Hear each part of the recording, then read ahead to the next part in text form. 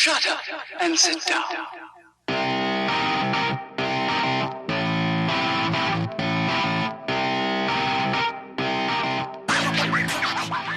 In part, lack of decent rehearsal facilities and underground venues in East London, the closing with licensing stuff on bricklaying caused a lot of closures, and then but more just out of requirement, really, necessity, I'd say.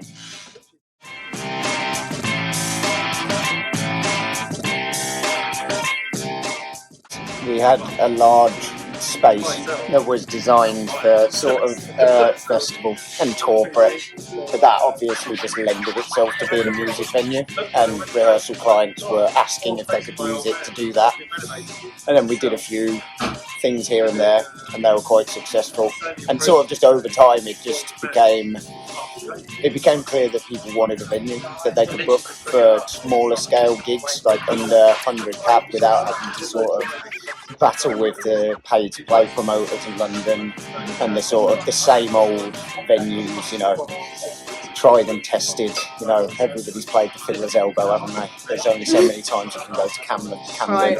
But it evolved out of necessity, and then with rising business rates, particularly rising rents and things like that, it actually became a financial necessity for the business to make use of Fridays and Saturdays where bands aren't rehearsing because they're gigging, and we've got a space, so we just put it to good use.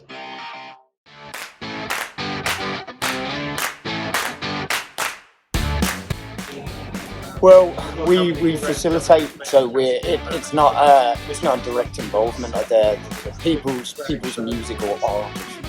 Is it's their own personal expression, so it's not our place to intervene in that necessarily. All our role should ever be is to facilitate, but to facilitate in a fair and equal manner in the context of the local area.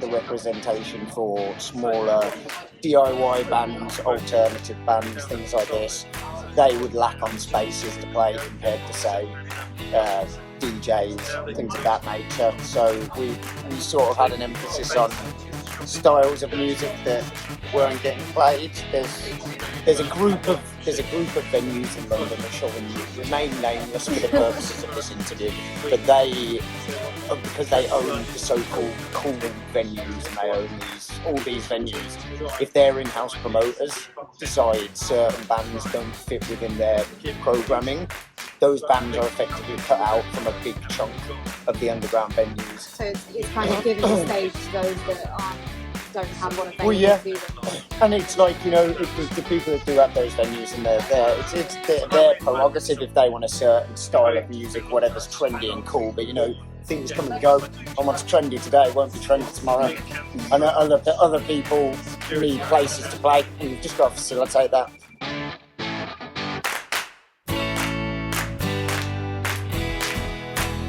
Which I think is quite unique, certainly in London. It's the fact that you can do the entire progression from the time somebody starts a band.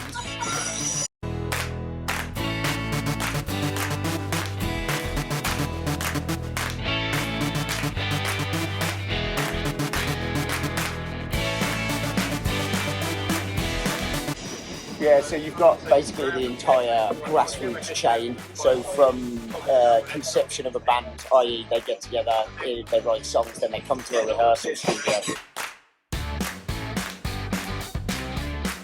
And they rehearse in the rooms here, they get their stuff together. By the time they're ready to play a first gig, they have a venue on site where they've probably already rehearsed in the space. It gives it comfortable, you know, they'll probably know the other bands around, and they certainly know us as the owners, and that just, we what I describe it is a launch pad for new music.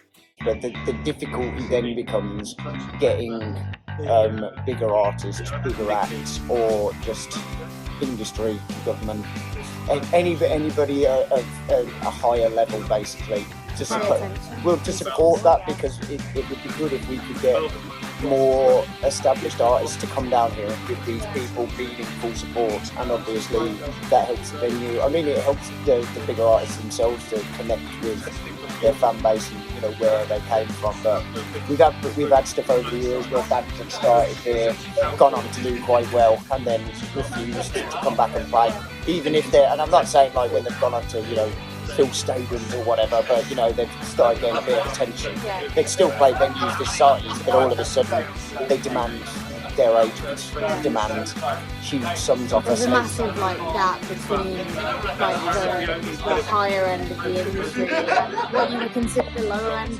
the end of the industry that was actually creating the acts for the higher end to then monetize. That's it. There's a sort of weird area in venue capacities between sort of the 150 figure and the 500 figure, where venues have to be very, very tailored, and from the agent and management and band's perspectives, they will always overestimate what their selling capability is. So a band that could play here in a 120 cab venue supporting new music, their agents may turn around and go, well, let's put the 300 just in case.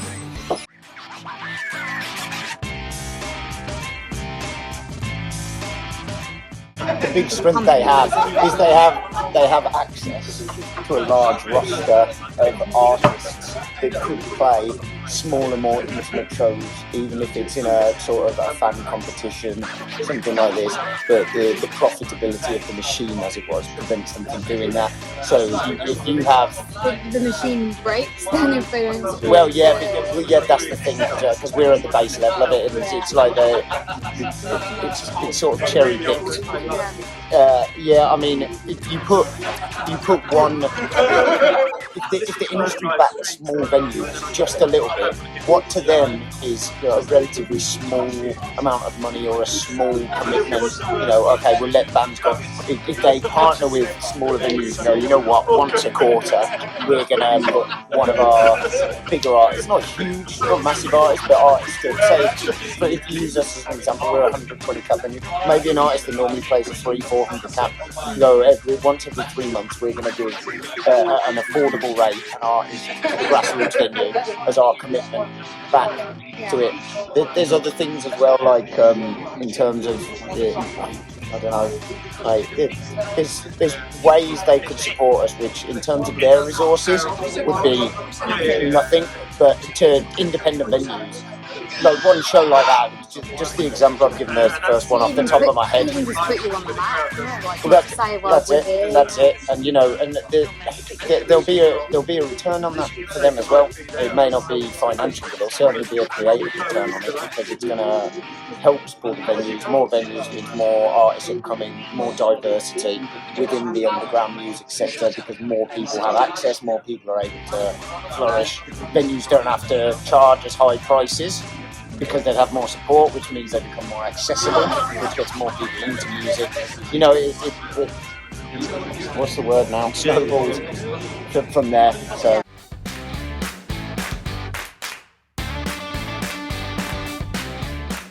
It's a big one. Financial is a big one.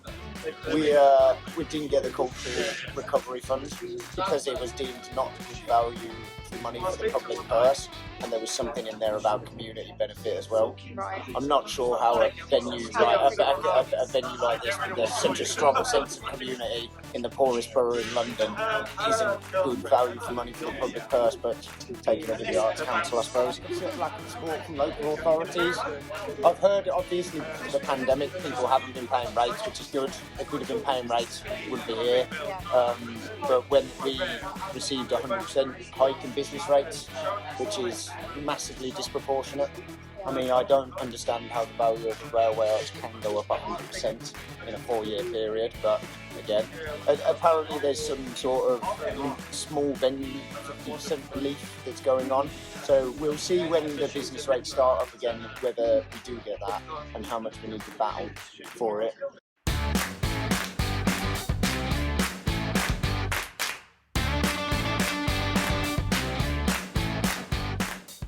they just make it financially so difficult to get involved. Like there's units such as this one next door, further one along, that are empty, and we proposed to try and work with the landlord to turn this into a creative quarter. It's out the way. There aren't any residents around here. We could have basically had a new Denmark Street style area. It would have revitalised the area, and the mayor's office were interested. They like the idea. What the people we spoke to, they did, but the landlords make it impossible because there's no onus.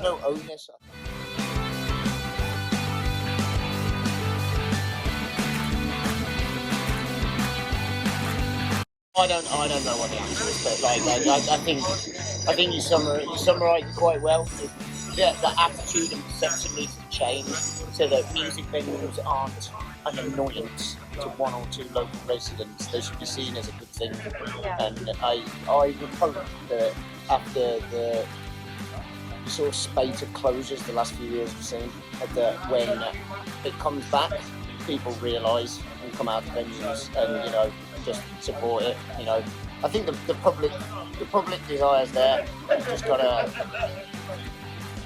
Yeah, I think just the attitude has to change from a high level. Treat a music venue as a music venue. Treat a Wetherspoons as a Wetherspoons. Tax accordingly, rent accordingly, and there you go. Make it a level playing field. You give us a level playing field, watch us start winning the fight. When the odds are weighed against us, it becomes impossible. That's surprising. Somebody starts a band. That's why I can cut it out. No, I'm just waiting to. Kind of. The outtakes might benefit from Who's the real? No, one that's been posted. That's right. Yeah, so you've got they write songs, then they come to a rehearsal studio. They normally go across like that. It's quite authentic. I'm not sure. Maybe that can pick it up. But I'll just wait. No, it probably will be. Yeah.